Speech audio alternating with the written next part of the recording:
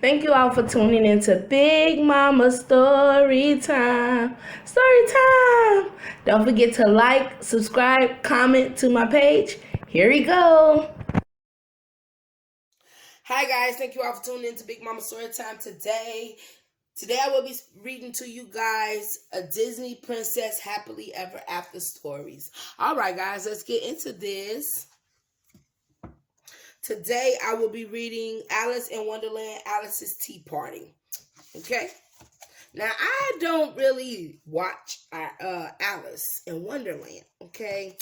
I've never really watched it much. I've heard about it, but I've never actually sat down and watched the whole Alice in Wonderland thing. So, excuse me if I get some names wrong on here.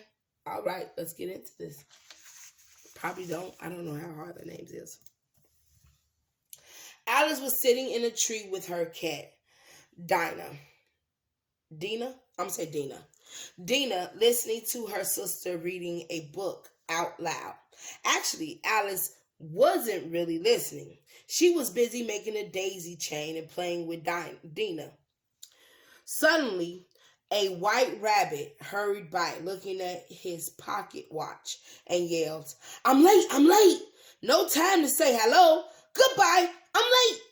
He must be going somewhere important, Alice said as the tardy bunny disappeared into a large rabbit hole. Alice was very curious, so she followed him into the hole. She had crawled only a little way when she found herself falling down, down, down.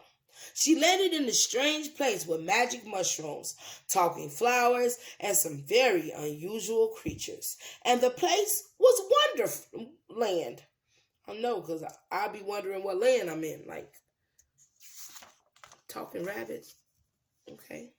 I must find the right rabbit, Alice said. She began walking and came upon a gate in the woods.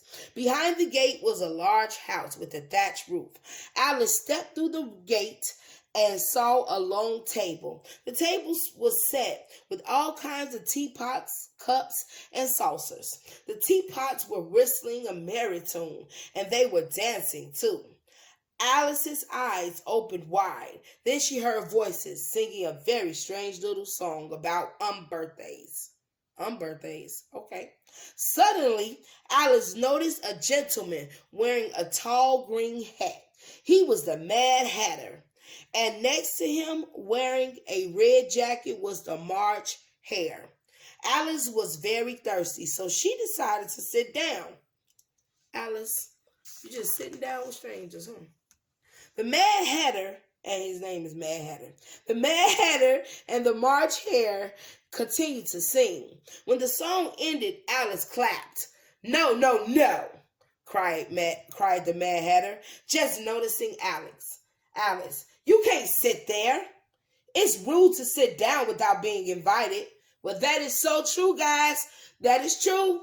He's right. He is very, very right, said the March Hare. It's very, very, very rude, piped a little dormouse from inside a teapot. I was enjoying the singing so much, Alice explained. You enjoyed our singing? Asked the March Hare. What a delightful child, cried the Mad Hatter. Please join us for a cup of tea. He pointed to a cup that had somehow become stuck to his elbow. Then the March Hare poured tea into another cup. I'm sorry I interrupted your birthday party, said Alice, reaching for the cup. The March Hare pulled back the cup of tea before Alice could take it. Oh, he ain't like that. This is an unbirthday party, said the Mad Hatter. Alice looked puzzled. It's simple, the Mad Hatter told her. There are 365 days in a year. If your birthday is one day, that leaves 364 unbirthdays. That means today is my unbirthday too, cried Alice. What a small world, said the Mad Hatter. The Mad Hatter and the March Hare both began to sing, and the teapot started whistling and dancing again.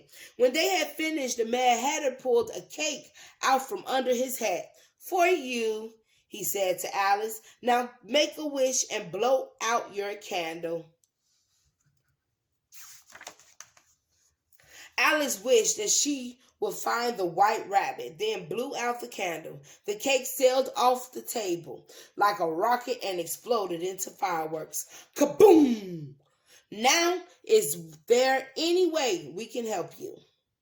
Asked the Mad Hatter. Why, yes, said Alice. I'm looking for the white rat. Clink up! Move down! Cried the Mad Hatter before Alice could finish what she was saying. But my cup is clean, said Alice. I haven't even taken a sip. It doesn't matter. Move down, the Mad Hatter cried out. Then he and the March Hare each took Alice by the hand and led her around the table. Once they were settled in their new seats, the March Hare poured Alice another cup of tea. But the Mad Hatter put too much sugar in it. When Alice took a sip, she got a sugar mustache. So, how can we help you? Asked the Mad Hatter. It all started while I was with Dina, my cat. Alice began. Cat! Cried the Dormouse, popping up from the teapot. He raced around the table until the Mad Hatter caught him and put him back in the teapot. Get the jam, yelled the Mad Hatter. Put it on his nose.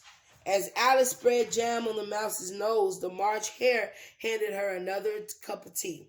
But as soon as Alice had lifted the cup, the Mad Hatter called, Clean cup, move down. The Mad Hatter and the March Hare each took one of Alice's hands and once again moved her around the table. Continue your story, said the March Hare. Alice was tired of moving her down and not getting any tea, but she still wanted to find the white rabbit. So she continued her story. I was sitting with my Alice didn't want to say cat for the fear that she would upset the Dormouse again. So she whispered the word to Mad Hatter. Tea? Did you say tea? Said the Mad Hatter. Is half a cup all right? Asked the March Hare. He used the knife to cut a cup right down the middle. The Mad Hatter poured some tea into one half, and somehow it stayed inside. Oh, wow. But Alice still didn't get to drink anything because March Hare took the cup and drank it himself. Would you care for some tea? Asked the March Hare.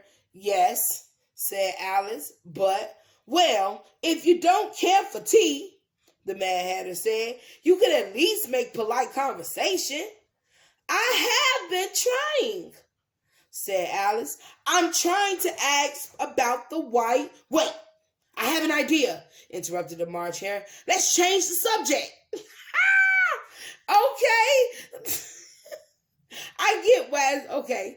Alice couldn't believe her ears as the Mad Hatter asked a riddle about a raven and a writing desk. I haven't the time for this, said Alice, rising. Time? Time? Who's got the time? Asked the March Hare. Suddenly, Alice heard a familiar voice. No time. I'm late, said the White Rabbit as he hurried by. Wait, I want to talk to you, cried Alice. She started to run after him, but then remembered her manners. Thank you for the tea. Alice called over her shoulder to the Mad Hatter and the March Hare before she realized she hadn't had any to drink. Well, thanks for the tea party. Alice raced around after the White Rabbit. He ran around the corner and then, when Alice made the turn, he was gone. Finally, Alice decided she wanted to go back home. She began to run and run. Suddenly, she was floating through space. The next thing she knew, she was under the tree with her cat, Dina, curled up in her lap. Her sister was still reading to her. It was a dream, huh? Later that day, Alice was telling Dina about her adventure in Wonderland. And can you believe after all that, I didn't get to drink any tea, said Alice. It's certainly not how I would treat a guest. Then Alice got a wonderful idea. She decided to have an unbirthday tea party of her own, where she would make sure her guests got to drink all the tea they wanted. Alice got right down to the planning. Now, whom should I invite to my tea party? She said. She decided not to invite the crazy Mad Hatter or the March Hare because no one would get to drink any tea. I will only invite boys and girls who have good manners, Alice declared. Dina looked at Alice and flicked her tail. Don't worry, dear Dina, said Alice. You're invited to my party, too. Aw, that's nice of her. Happy with her guest list, Alice began to think about the type of invitation she wanted to send. She decided she would draw dainty little teapots and cups and cut them up of colorful paper. Then she would paste them onto the invitations. On the inside, Alice would write a little poem. Oh my! Let's see, said Alice. After a few moments, she came up with this. As you can see, it's time for tea. Please mark the date and don't be late. I can't let my guests go hungry, said Alice. What shall I make? After some thought, Alice decided to make tea sandwiches with the crust cut off, cinnamon toast with lots of sugar and raisins, a fruit salad served in pretty bowls, and, of course, lots of berry tea with fresh orange slices. Everyone can have as many cups of tea as they like. She like, it ain't gonna be like it was back then in there. Alice wasn't sure what she wanted to do with her guests once their tummies were nice and full. But then she had a wonderful idea.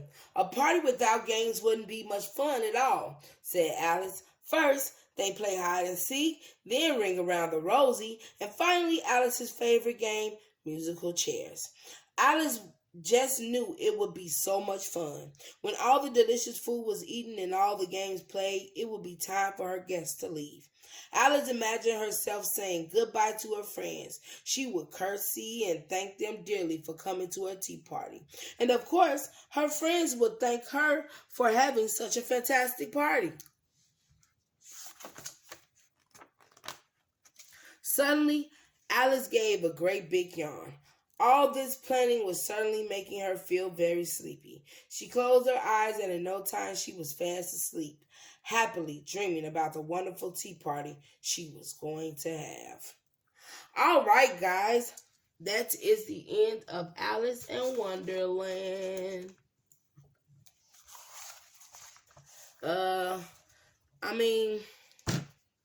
Alice in Wonderland, I don't know what to really think about Alice in Wonderland because I just feel like it was a dream. Was it a dream or was it real? I don't know, guys.